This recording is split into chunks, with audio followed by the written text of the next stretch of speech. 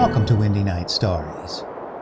Tonight we've got 3 short ones from Lord Dunsany: A Narrow Escape, Poor Old Bill, and The Probable Adventure of the 3 Literary Men. A Narrow Escape. It was underground. In that dank cavern down below Belgrave Square, the walls were dripping. But what was that to the magician? It was secrecy that he needed, not dryness. There he pondered upon the trend of events, shaped destinies, and concocted magical brews. For the last few years the serenity of his ponderings had been disturbed by the noise of the motor bus, while to his keen ears there came the earthquake rumble, far off, of the train in the tube going down Sloane Street, and what he heard of the world above his head was not to its credit.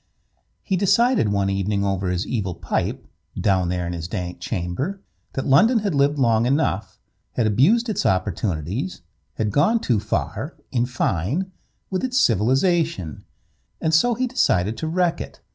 Therefore he beckoned up his acolyte from the weedy end of the cavern, and "Bring me," he said, "the heart of the toad that dwelleth in Arabia and by the mountains of Bethany."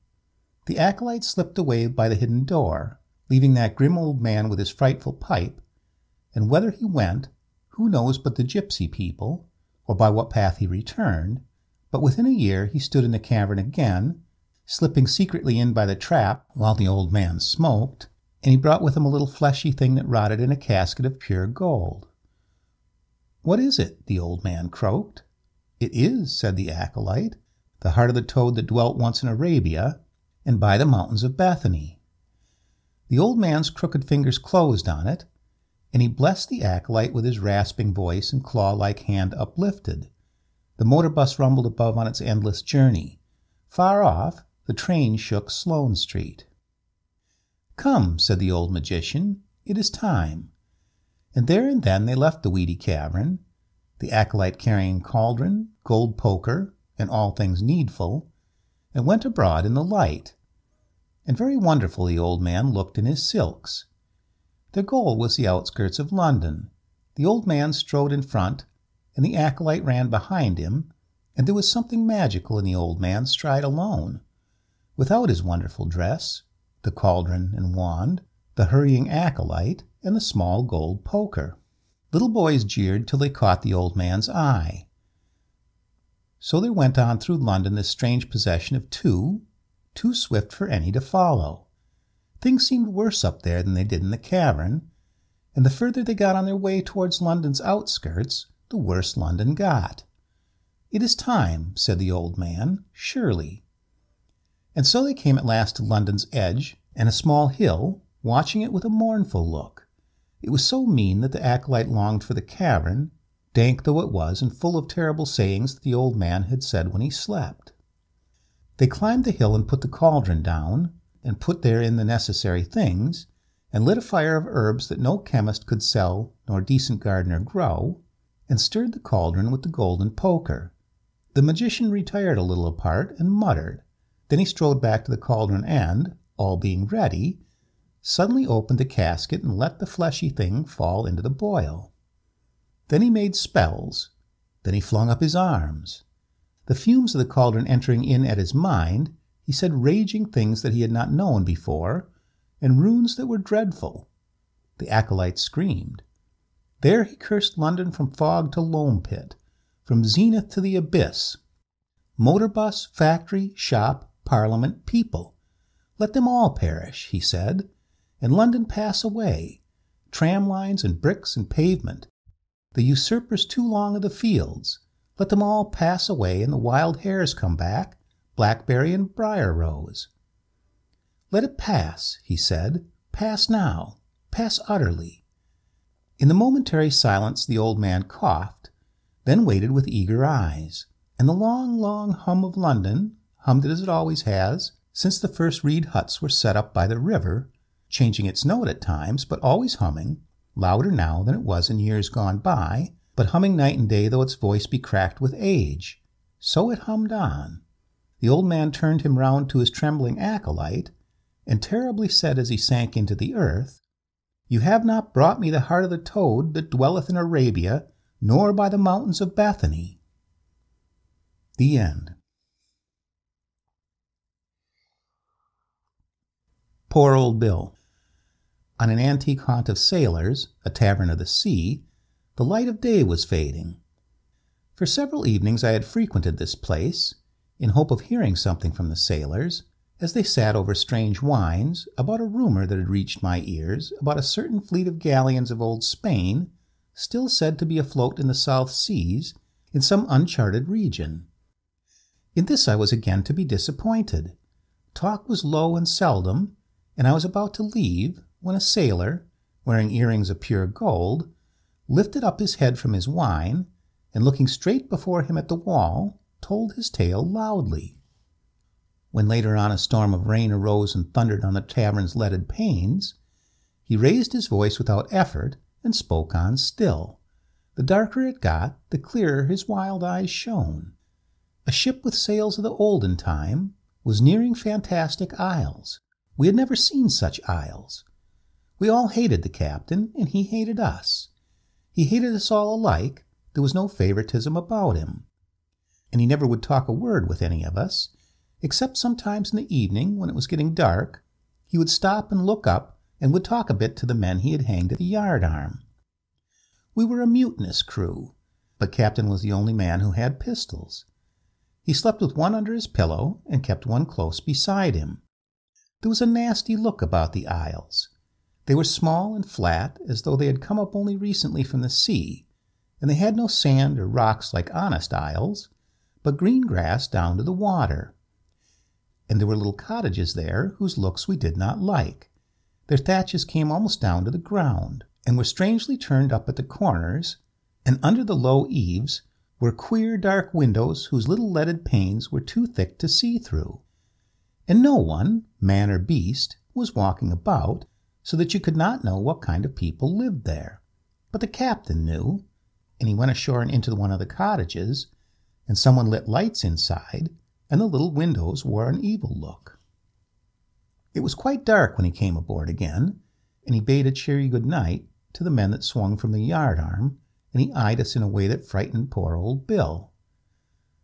Next night we found that he had learned to curse, for he came on a lot of us asleep in our bunks, and among them poor old Bill, and he pointed at us with a finger, and made a curse that our souls should stay all night at the top of the masts. And suddenly there was the soul of poor old Bill sitting like a monkey at the top of the mast, and looking at the stars, and freezing through and through. We got up a little mutiny after that, but Captain comes up and points with his finger again, and this time poor old Bill and all the rest are swimming behind the ship through the cold green water, though their bodies remain on deck. It was the cabin boy who found out that Captain couldn't curse when he was drunk, though he could shoot as well at one time as another. After that it was only a matter of waiting, and of losing 2 men when the time came. Some of us were murderous fellows, and wanted to kill the captain, but poor old Bill was for finding a bit of island, out of track of ships, and leaving him there with his share of our year's provisions. And everybody listened to poor old Bill, and we decided to maroon Captain as soon as we caught him when he couldn't curse. It was 3 whole days before Captain got drunk again, and poor old Bill and all had a dreadful time, for Captain invented new curses every day, and wherever he pointed his finger, our souls had to go, and the fishes got to know us, and so did the stars. And none of them pitied us when we froze on the masts, or were hurried through the forests of seaweed and lost our way. Both stars and fishes went about their business with cold, unastonished eyes. Once when the sun had set and it was twilight, and the moon was showing clearer and clearer in the sky, and we stopped our work for a moment because Captain seemed to be looking away from us at the colors in the sky, he suddenly turned and sent our souls to the moon, and it was colder there than ice at night, and there were horrible mountains making shadows, and it was all as silent as miles of tombs, and earth was shining up in the sky as big as the blade of a scythe, and we all got homesick for it, but could not speak or cry. It was quite dark when we got back, and we were very respectful to Captain all the next day, but he cursed several of us again very soon. What we all feared most was that he would curse our souls to hell, and none of us mentioned hell above a whisper, for fear that it should remind him. But on the third evening, the cabin boy came and told us that the captain was drunk, and we all went to his cabin, and we found him lying there across his bunk, and he shot as he had never shot before. But he had no more than 2 pistols, and he would only have killed 2 men if he hadn't caught Joe over the head with the end of one of his pistols. And then we tied him up, and poor old Bill put the rum between the captain's teeth and kept him drunk for 2 days so that he could not curse till we found a convenient rock. And before the sunset of the second day, we found a nice bare island for Captain, out of the track of ships, about 100 yards long and about 80 wide, and we rowed him along to it in a little boat, and gave him provisions for a year, the same as we had ourselves, because poor old Bill wanted to be fair, and we left him sitting comfortable with his back to a rock, singing a sailor's song. When we could no longer hear Captain singing, we all grew very cheerful, and made a banquet out of our year's provisions, as we all hoped to be home again in under 3 weeks. We had 3 great banquets every day for a week. Every man had more than he could eat, and what was left over we threw on the floor like gentlemen. And then one day, as we saw San Huguedos, and wanted to sail in to spend our money, the wind changed round from behind us and beat us out to sea. There was no tacking against it, and no getting into the harbor, though other ships sailed by us and anchored there. Sometimes a dead calm would fall on us, while fishing boats all around us flew before half a gale, and sometimes the wind would beat us out to sea when nothing else was moving. All day we tried, and at night we laid to, and tried again the next day. And all the sailors of the other ships were spending their money in San Huguedos, and we could not come nigh to it. Then we spoke horrible things against the wind, and against San Huguedos, and sailed away. It was just the same at Norina. We kept close together now, and talked in low voices. Suddenly old Bill grew frightened. As we went along the Seratic coastline, we tried again and again, and the wind was waiting for us in every harbor and sent us out to sea. Even the little islands would not have us. And then we knew that there was no landing yet for old Bill, and everyone upbraided his kind heart that had made them maroon Captain on a rock, so as not to have blood upon their heads. There was nothing to do but to drift about the seas. There were no banquets now, because we feared the captain might live his year and keep us out to sea. At first we used to hail all passing ships, and used to try to board them in the boats, but there was no towing against the captain's curse, and we had to give that up. So we played cards for a year in Captain's cabin, night and day, storm and fine, and everyone promised to pay old Bill when we got to shore. It was horrible to us to think what a frugal man Captain really was, he that used to get drunk every other day whenever he was at sea, and here he was still alive, and sober too, for his curse still kept us out of every port, and our provisions were gone. Well, it came to drawing lots, and Jim was the unlucky one. Jim only kept us about 3 days, and then we drew lots again, and this time it was another sailor. He didn't keep us any longer, and we drew again, and this time it was Charlie, and still Captain was alive. As we got fewer, one of us kept us longer. Longer and longer a mate used to last us, and we all wondered how ever the captain did it. It was 5 weeks over the year when we drew Mike, and he kept us for a week, and Captain was still alive.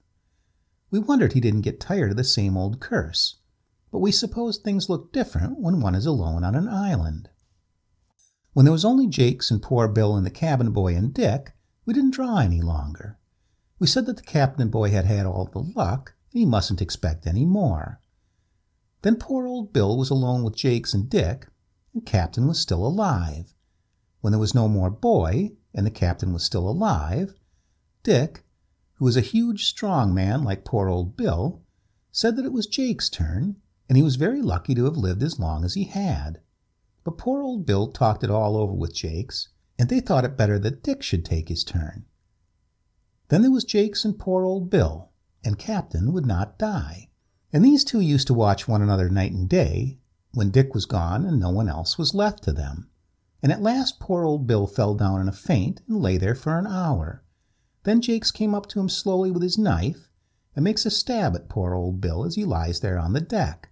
and poor old Bill caught hold of him by the wrist and put his knife into him twice to make quite sure, though it spoiled the best part of the meat. And then poor old Bill was all alone at sea. And the very next week, before the food gave out, Captain must have died on his bit of island, for poor old Bill heard the captain's soul going cursing over the sea, and the day after that the ship was cast on a rocky coast. And Captain's been dead now for over 100 years, and poor old Bill is safe ashore again. But it looks as if Captain hadn't done with him yet, for poor old Bill doesn't ever get any older, and somehow or other he doesn't seem to die. Poor old Bill. When this was over, the man's fascination suddenly snapped, and we all jumped up and left him. It was not only his revolting story, but it was the fearful eyes and the look of the man who told it, and the terrible ease with which his voice surpassed the roar of the rain, that decided me never again to enter that haunt of sailors, the Tavern of the Sea.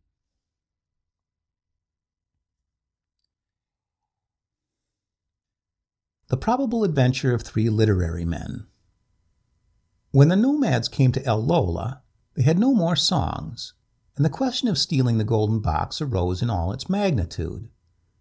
On the one hand, many had sought the golden box, the receptacle, as the Ethiopians know, of poems of fabulous value, and their doom is still the common talk of Arabia.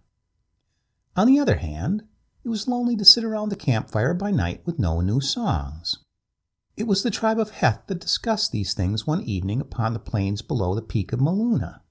Their native land was the track across the world of immemorial wanderers, and there was trouble among the elders of the nomads because there were no new songs, while, untouched by human trouble, untouched as yet by the night that was hiding the plains away, the peak of Maluna, calm in the afterglow, looked on the dubious land. And it was there on the plain upon the known side of Maluna, just as the evening star came mouse-like into view and the flames of the campfire lifted their lonely plumes uncheered by any song, that rash scheme was hastily planned by the nomads, which the world has named the quest of the golden box.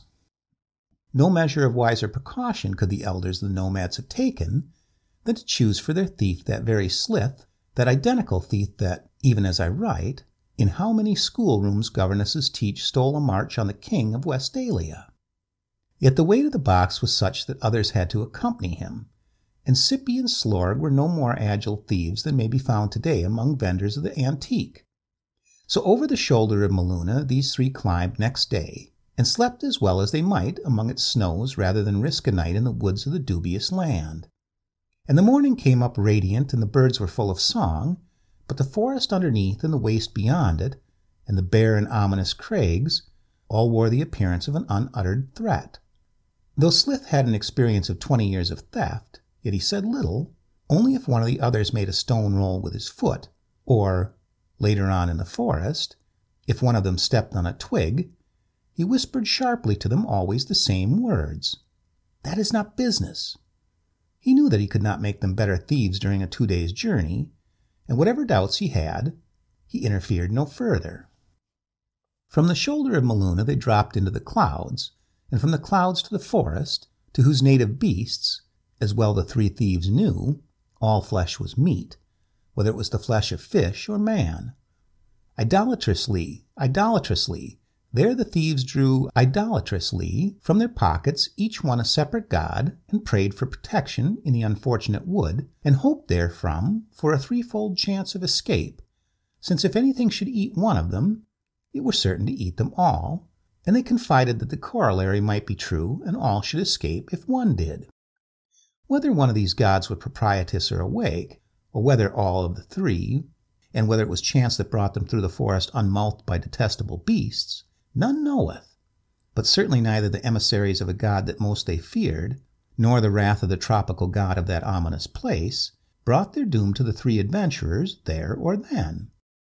And so it was that they came to Rumbly Heath, in the heart of the dubious land, where stormy hillocks were the groundswell, and the afterwash of the earthquakes lulled for a while. Something so huge that it seemed unfair to man that it should move so softly stalked splendidly by them, and only so barely did they escape its noise, that one word ran and echoed through their three imaginations. If. And when this danger was at last gone by, They moved cautiously on again, and presently saw the little harmless Mipt, half fairy and half gnome, giving shrill, contented squeaks on the edge of the world. And they edged away unseen, for they said that the inquisitiveness of the Mipt might become fabulous, and that, harmless as he was, he had a bad way with secrets, yet they probably loathed the way that he nuzzles dead white bones, and would not admit to their loathing, for it does not become adventurers to care who eats their bones. Be this as it may, they edged away from the Mipt, and came almost at once to the wizened tree, the goal-post of their adventure, and knew that beside them was the crack in the world and the bridge from bad to worse, and that underneath them stood the rocky house of the owner of the box. This was their simple plan, to slip into the corridor of the upper cliff, to run softly down it, of course with naked feet, under the warning to travelers that it is graven upon stone, which interpreters take to be, "It is better not to touch the berries that are there for a purpose, on the right side going down, and so to come to the guardian on his pedestal, who had slept for 1,000 years and should be sleeping still, and go in through the open window." One man was to wait outside by the crack in the world until the others came out with the golden box, and, should they cry for help, he was to threaten at once to unfasten the iron clamp that kept the crack together. When the box was secured, they were to travel all night and all the following day, until the cloud banks that wrapped the slopes of Maluna were well between them and the owner of the box. The door in the cliff was open. They passed without a murmur down the cold steps, Slith leading them all the way. A glance of longing, no more, each gave to the beautiful berries. The guardian upon his pedestal was still asleep. Slorg climbed by a ladder, that Slith knew where to find, to the iron clamp across the crack in the world, and waited beside it with a chisel in his hand, listening closely for anything untoward, while his friend slipped into the house, and no sound came. And presently Slith and Sippy found the golden box. Everything seemed happening as they had planned. It only remained to see if it was the right one, and to escape with it from that dreadful place. Under the shelter of the pedestal, so near to the guardian that they could feel his warmth, which paradoxically had the effect of chilling the blood of the boldest of them, they smashed the emerald hasp and opened the golden box. And there they read by the light of ingenious sparks which Slith knew how to contrive, and even this poor light they hid with their bodies. What was their joy, even at that perilous moment, as they lurked between the guardian and the abyss, to find the box contained 15 peerless odes in the alcaic form, 5 sonnets that were by far the most beautiful in the world, 9 ballads in the manner of Provence, that had no equal in the treasures of man, a poem addressed to a moth in 28 perfect stanzas, a piece of blank verse over 100 lines on a level not yet known to have been attained by man, as well as 15 lyrics on which no merchant would dare to set a price.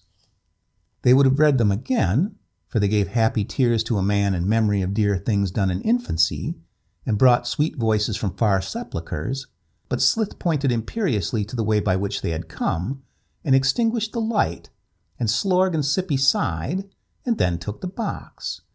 The guardian still slept the sleep that survived 1,000 years. As they came away, they saw that indulgent chair close by the edge of the world, in which the owner of the box had lately sat reading selfishly and alone the most beautiful songs and verses that poet ever dreamed. They came in silence to the foot of the stairs, and then it befell that as they drew nearer safely, in the night's most secret hour, some hand in an upper chamber lit a shocking light, lit it and made no sound. For a moment it might have been an ordinary light, fatal as even that could very well be at such a moment as this, but when it began to follow them like an eye and grow redder and redder as it watched them, then even optimism despaired, and Sippy very unwisely attempted flight, and Slorg even as unwisely tried to hide, but Slith, knowing well why the light was lit in that secret chamber, and who it was that lit it, leaped over the edge of the world and is falling from a still through the unreverberate blackness of the abyss. The end.